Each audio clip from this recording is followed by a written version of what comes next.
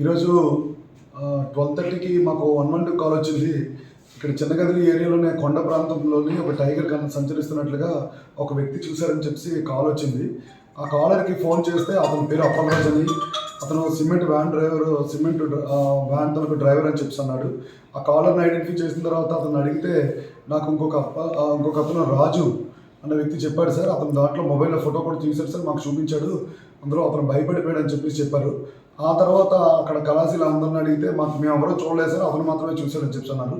ఆ తర్వాత రాజు అన్న వ్యక్తిని ఐడెంటిఫై చేసి అతనితో మాట్లాడితే అతను జస్ట్ అక్కడ కళాశీలకి కో డ్రైవర్స్కి థ్రెటనింగ్ చేయడానికి జస్ట్ ఏఐలో క్రియేట్ చేసిన ఆ ఫోటోని అతను షో చేయడం జరిగింది. అతను ఐడెంటిఫై చేసి తీసుకుని వచ్చాము. ఇప్పుడు ఇది ఏదైతే సోషల్ మీడియాలో స్ప్రెడ్ అవుతుందో ఇది అంతా కూడా ఈ వీడియో కానీ మెసేజ్లు కానీ ఇవంతా కూడా ఫేక్ అండి.